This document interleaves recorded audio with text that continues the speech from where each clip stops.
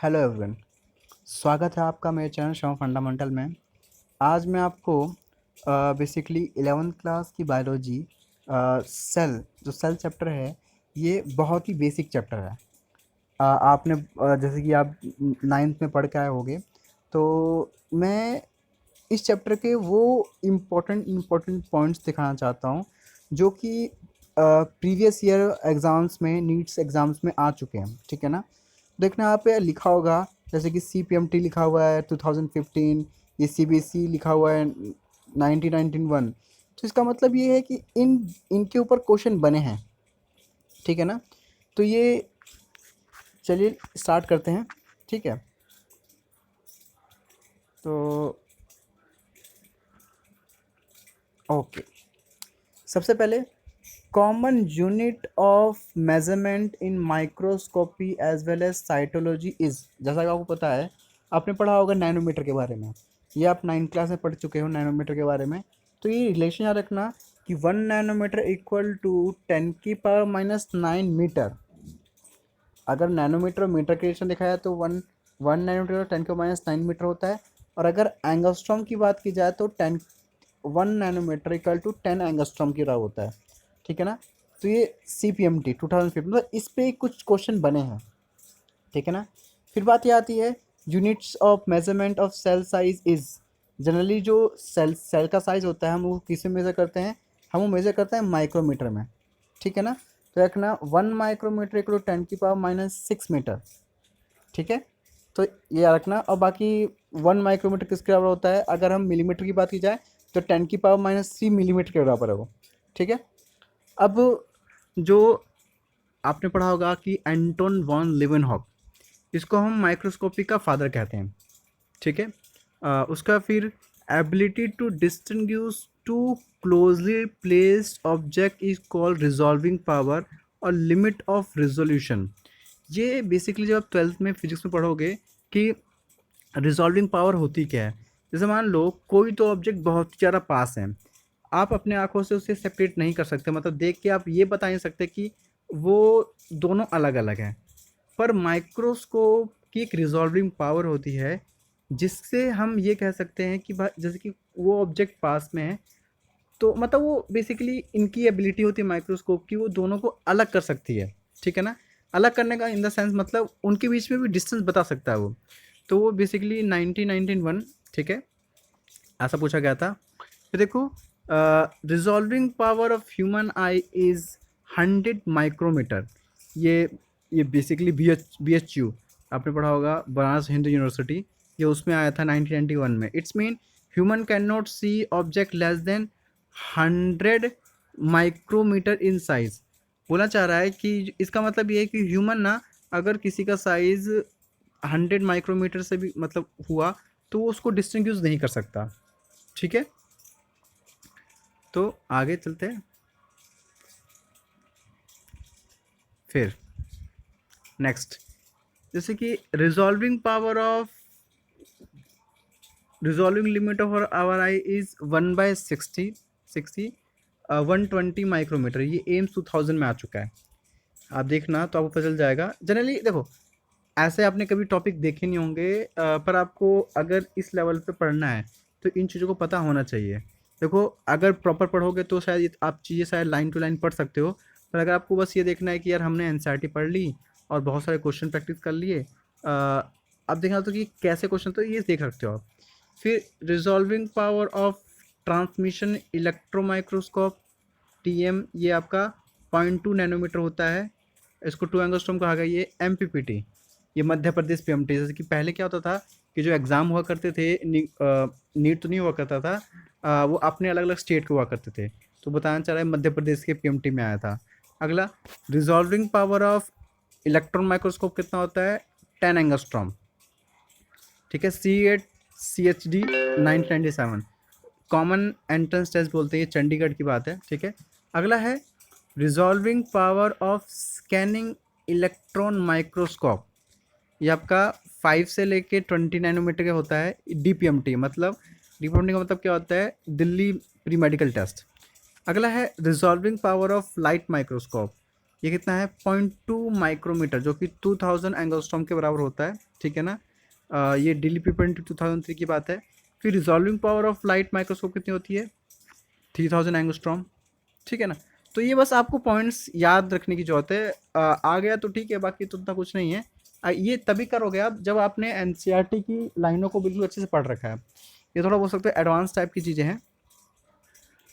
चल आगे चलते हैं। फिर आगे electron microscope has high resolving power. This is due to very low wavelength of electron beam. बोलना चाह रहा है कि जो इलेक्ट्रॉन माइक्रोस्कोप होता है उसकी रिजॉल्विंग पावर बहुत ज़्यादा होती है। ज़्यादा क्यों होती है? क्योंकि बहुत ही लो वेवलेंथ का इलेक्ट्रॉन बीम होता है उनका, ठीक है ना। फिर अगला है electron use in electron microscope है वेवलेंथ 0.5 एंगस्ट्रॉम। ये बताना चाह रहा है कि AMU 1996 में आया था। उसके बाद क्या है, resolving power of a compound microscope will enhance with decrease in wavelength of light and increase in numerical aperture. ये न्यूमेरिकल अपर्चर क्या होता है, ये कुछ चीज़ें थोड़ा सा आगे का है, जैसे कि आप 12th में पढ़ोगे। अपर्चर बेसिकली अगर आप लेंस को देखते हो, अगर हम अपने फ़ोन के अगर हम अपने फ़ोन के कैमरे को देखें तो जो बेसिकली जो सर्कल होता है वो छोटा होता है, ठीक है। अगर हम वही अगर DSLR के लेंस को देखें तो DSLR का जो लेंस होता है उसका साइज़ काफ़ी बड़ा होता है, तो उसका अपर्चर कहलाता है बेसिकली वो कितना बड़ा है, वो उसका डायमीटर कितना है, ठीक है ना। तो बताना चाह रहा है कि resolving power of compound microscope enhance with decrease in wavelength of light. अगर हम वेवलेंथ की लाइट डिक्रीज कर दे और जिससे क्या होता है इंक्रीज इन न्यूमेरिकल अपर्चर, उसका न्यूमेरिकल अपर्चर बढ़ता है। Resolving power of is calculated by एबे इक्वेशन। तो ये इक्वेशन है, ये आपको 12th की फिजिक्स में मिलेगी, ठीक है। नेक्स्ट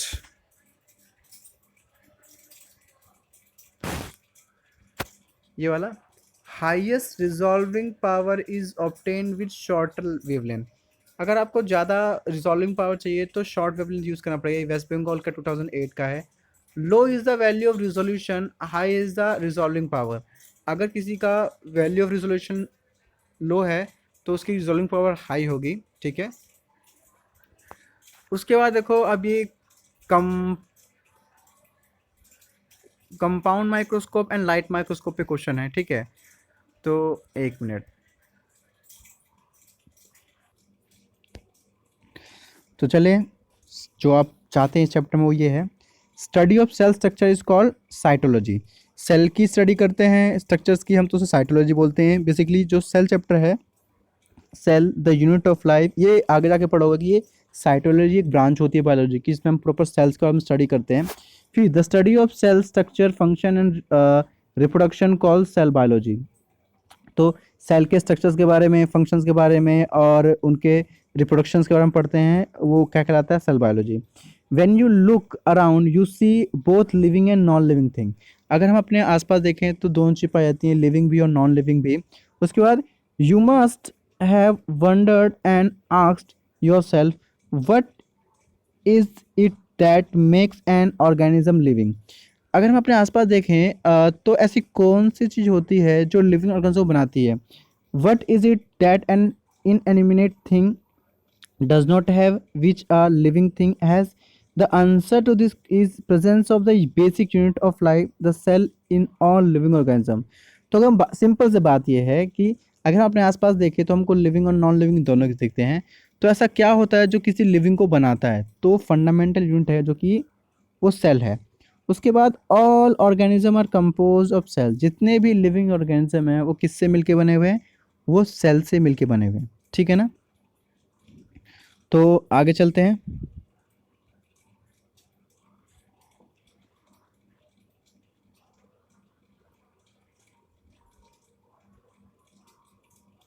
तो अगला क्या है, some are composed of single cell and are called unicellular. कुछ ऑर्गेनिज्म सिंगल सेल्ड होते हैं तो हम उन्हें यूनिसेलर बोलते हैं, और कुछ कंपोज होते हैं मैनी तो उन्हें मल्टी सेल कहते हैं। अब सेल क्या है, तो what is a cell.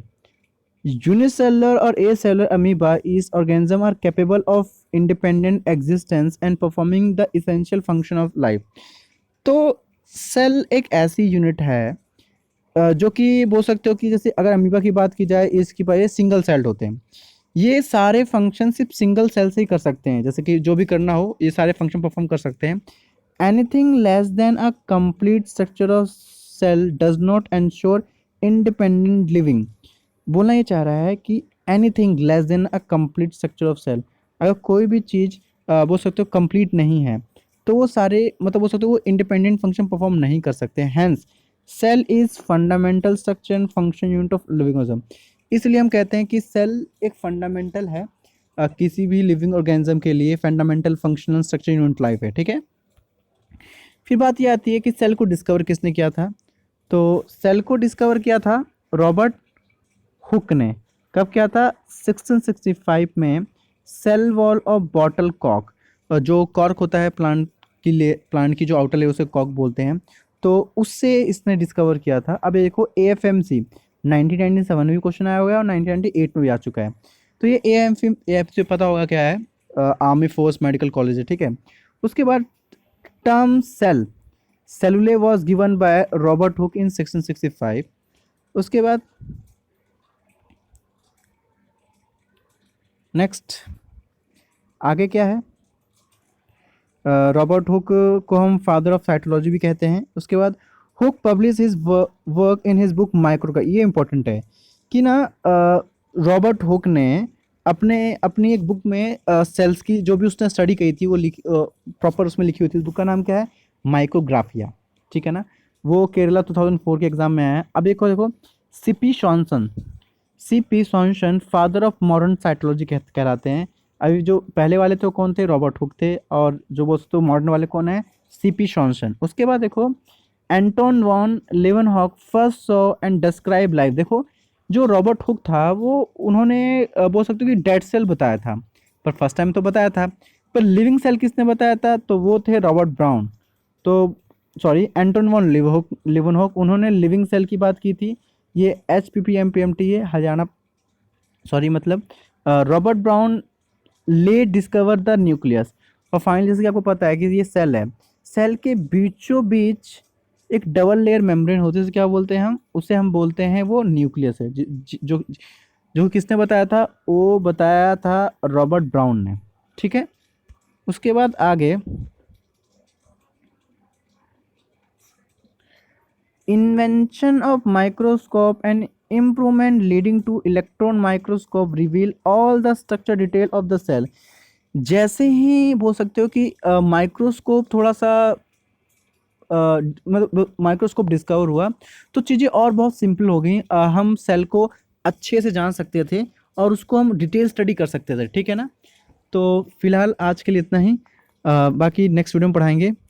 Thank you. अगर आपको अच्छा लगे तो लाइक करें एंड सब्सक्राइब करें।